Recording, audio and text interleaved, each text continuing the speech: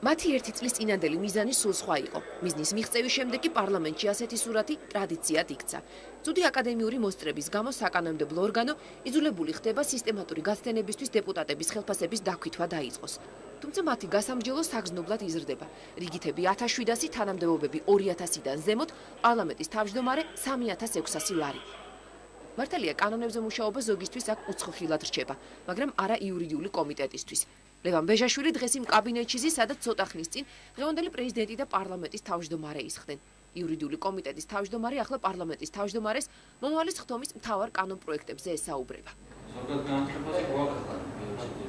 სწორედ მისი მუშაობის დროს საშემოდგომო სხდომაზე პარლამენტმა კანონპროექტების მიღების რეკორდული მაჩვენებელი მოხსნა. თუმცა სიჩქარეში ის შეცდომა გაიპარა, რასაც საბოლოოდ კანონიერად დაუსრულებელ სასამართლო პროცესამდე მივყავდით. კაზუსი გასწორდა, თუმცა ეს კანონის შექმნის დროს არც პირველი და არც უკანასკნელი შემთხვევაა. და 100-მდე კანონი მივიღეთ ბოლო 2 კვირის განმავლობაში. ეს იყო რეკორდი კი.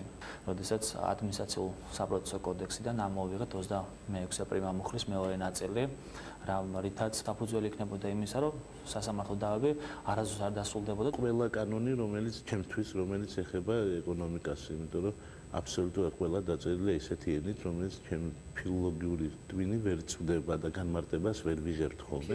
ხო, ძაღლები და კატები რო საქართველოს მოქალაქეები არ გახდნენ, ესე იგი ეს ბოლო მომენტში ერთ-ერთი აპარატის მუშაკის დამსახურებაა, თორე უკვე ებულობდა ის პარლამენტი, გამოდიოდა სხდომას. და იმ კოსმოდრომების ამბავი ცოტა ის იყო უფრო. უფრო მძიმე შემთხვევაა? თუ არა, ის აღმოჩნდა, რომ გადაუწერიათ ყაზახეთ-რუსეთისგან ხელშეკრულება პირდაპირ და ახლა იქ ბაიკანურზე რაც ეწერა, გადაუწერეს. რა ეწერა პროექტში? პროექტში ეწერა, რომ საქართველოს უწყობს თავის კოსმოდრომებს მას რა ქვია აზერბაიჯანს. მას თითქმის ყოველთვის აქვს პასუხი და ეს პასუხი ყოველთვის კვალიფიცირებულია. სწორედ ინტელექტისა და კორექტულობის გამო ანგარის ყოფილი თანამებრძოლებიც უწევენ. ამიტომაც მის მიმართ გამოთქმული პრეტენზიებიც ზღვას არ ცდება.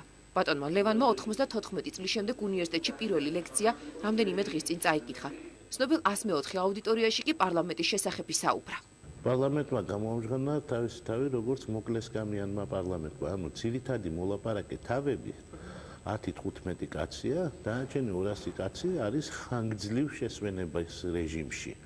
ანუ რეზუმირებულია, ასე ვთქვათ, კომპიუტერული ტერმინი რო ვიხმაროთ, ძინავს უბრალოდ. უმრავლესობის წესები, რა თქმა უნდა, განსაზღვრავს ვინ მივა მიკროფონთან და ვინ არა და შეიძლება ერთხელ დაირღვეს, მაგრამ მეორეჯერ არ დაირღვა, ვინც არ უნდა მივიდეს, ის არ მივა. გიგა ბოკერია სულ უფრო ერგება კანონმდებლის ამპლუას. მიღებული კანონების ძირითადი ინიციატორი სწორედ ბოკერია. არასამთავრობო სექტორის ყოფილი წარმომადგენელი ახლა პარლამენტში პრეზიდენტის იდეებს აჟღერებს. საკუთარ გუნდს მინდორზე ისევე აქტიურად გულშემატკივრობს, როგორც პარლამენტში, თუმცა თამაში დაშვებულ შეცდომებს ტრიბუნიდან უფრო ხედავს. ეს არის პარლამენტი, რომელმაც შეძლო პირველი წლის განმავლობაში ძალიან მნიშვნელოვანი რეფორმების დაწყება, მაგრამ საბოლოო ჯამში როგორ იქნება პარლამენტის როლი საქართველოს ისტორიაში მიმდინარე მოვლენებში, ამის შეფასება ჯერ ნადრევია, იმიტომ რომ ეს რეფორმები უნდა დასრულდეს და პარლამენტი ძალიან ბევრი რამეა გასაკეთებელი. პარლამენტი უმრავლესობა უმცირესობის გარდა სხვა კატეგორიებადაც იყოფა. ახალგაზრდული ფრთა, აქტიურები და პასიურები. როგორც აქ ამბობენ, თუ კი დეპუტატობის 1 წლის ასაკში არაფრის თქმა არ უცდია, მომავალი 3 წლის განმავლობაში მათი აქტივობის მატება ნაკლებად მოსალოდნელია. მაგ საკითხში ცოტა პასიური. აი მოვიდეთ ჯერჯერობით კატეგორიაში. ალბათ შეიძლება ჩაითვალო. რეგლამირების მიზნი და იმის გულისთვის, რომ გულები მოიპოვო, ნამდვილად არ ვაპირებ ტყილას საუბარს. ახლა კაკრას დღეს მეორე მოსმენით ჩვენ მივიღეთ უკვე ლატარიებისა და სათამაშო ბიზნესის ლიცენზირებასთან დაკავშირებით მოსაგრებლებსაც შეეხება და აქ იყო ჩემი ალტერნატივა. ხშირად პარლამენტი დიდ საკლასო ოთახს ემსგავსება. სანიმუშო დამაკმაყოფილებელი და ცუდი ყოფაქცევის დეპუტატებით. აქ ზოგჯერ მნიშვნელოვანი მოსაწყენი ხდება, ინტერესი კი სულ სხვა იწვევს. ფეხბურთის ბილეთები და ელემენტარული მათემატიკური ცოდნის ურთიერთგაზიარება, ან თუნდაც პირად ჰიგიენაზე ზრუნვა. პარლამენტი საკუთარი დეპუტატების ცოდნის ასამაღლებლად არც ძალებს და არც სახსრებს ზოგავს. ხალხის რჩეულებმა ცოტა ხნის წინ ინგლისური ენის შესწავლის პირველი კურსი დაასრულეს. რამდენიმე თვიანი მომზადების შემდეგ მათ მიღებული კანონების დათვლა ვთხოვეთ. პასუხი კი ასეთი იყო. How many laws did you get during this year? აი მე უცხოენას ვერ ვფლობ. Laws did you get during this year? არ მიხდით რა გკითხე. არა, ვერ გავიგე. ქართულად იქნება რამდენი კანონი მიიღეთ ამ წლის განმავლობაში? აი, დავთვლი და გეტყვით. I calculate my laws and answer request. უფრო საინტერესო მშობლიური ენის ცოდნა. აქ ქონებრივი დეკლარაციის მიხედვით დეპუტატი არლამენტის შევრია. აქ საყმაწვილო შსდც-ს პრობლემას ხვდებით. პარლამენტარი წელიწადის თვეებს არ წყალობს და აგვისტოსა და დეკემბერს წერს. უფრო მოსწონს, როცა მანქანის არა მფლობელი, არამედ ფლობელია. შემდეგ კი დაჟინებით მოითხოვს, რომ ეს ცნობები დეკლარაციას დურთონ. ვინაიდან ამგვარი დეკლარაციები არაერთია, დეპუტატების გვარებს შეგნებულად არ ვასახელებთ. პარლამენტის დიდი ბუფეტი, რომელიც ცოტა ხნის წინ შელამაზდა, ცნობილ ბუნკერშია განთავსებული. ძველი პარლამენტარებისგან განსხვავებით, დღეს აქ ხალხის რჩეულები ნაკლებად დადიან. ისინი რჩეულ სამზარეულოებს ამჯობინებენ. აქ იციან, რომ პარლამენტის თავმჯდომარე იმერული სამზარეულოს ერთგულია. ვიცე-სპიკერი მაჭავარიანი სუბუქი სალათების. ის დროც ახსოვთ, როცა დღევანდელი პრეზიდენტი უკრაინულ ბუშს არ ღალატობდა. მიდის და ჭადსი არის. ნამდვილად არ მიიღებს. ხალხატონი. ჭადი უყვარს ესე იგი უფრო. ჭადი. მიშა მაჭავარიანს? მიშა მაჭავარიანს უფრო წიწიფურა მიდის და ის სუბუქი ხალეური. ხელ სააკაშვილი როცა პარლამენტის წევრი იყო.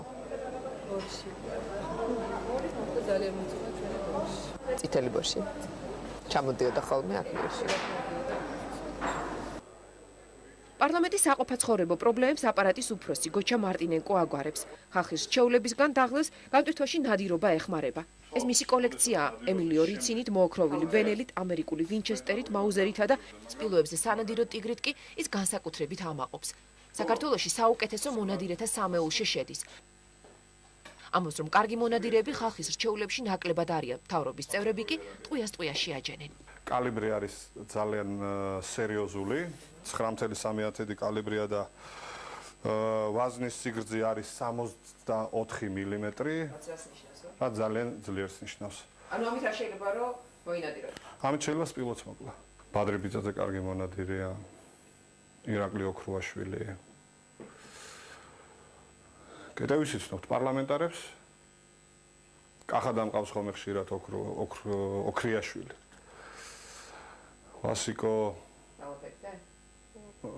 ვასიკო ჩიგოგიძე. პარლამენტის ბიუჯეტი 14-დან 19 მილიონამდე გაიზარდა. ხალხის რჩეულებს არც დაგვიანებული ხელფასები აწუხებთ და არც სალაროს რიგები. ერთი თვის წინ კი პარლამენტარები 8 წლის შევროლეებიდან 18,000 ევრო ღირებულ Volkswagen-ებზე გადასხდნენ. მოული გაუდლებს, არა მოული? ჩემ ხელში ეს პარლამენტი და შეიძლება მომავალი პარლამენტიც მეყოს. პარლამენტის ავტოფარეხში ჩამოწერილი და საპრივატიზაციოდ გამზადებული 8 წლის შევროლეები ყიდვას ელოდებიან. აი ეს მანქანა მაგალითად ემსახურება ბატონ კოტე გაბაშვილს, კომიტეტის თავმჯდომარეს. ეს მანქანა ემსახურებოდა მემარჯვენეებს. ეს მანქანა ემსახურებოდა ოჯახს, თავმჯდომარის ქალბატონი რობუჯერას ოჯახს ემსახურებოდა. ამ შენობაში ამბავი ნამგალითა და უროთი იწყება. შემდეგ ომით გრძელდება და ჯერჯერობით რევოლუციით მთავრდება. თუმცა კანონები, რომლებიც აქ იქნება, უკვე ჩვენი ქვეყნის ისტორიაა. ამ ისტორიაში ერთი წლის განმავლობაში 235-მა დეპუტატმა საკუთარი კვალი უკვე დატოვა. ზოგმა შეგნებულად, ზოგმა ღილაკზე უბრალოდ ხელის მიჭერით, ზოგმა საკუთარი პროტესტით. სამწუხაროდ აქ ქვეყნის ისტორია არა თავით, არამედ უბრალოდ ხელით წყდება.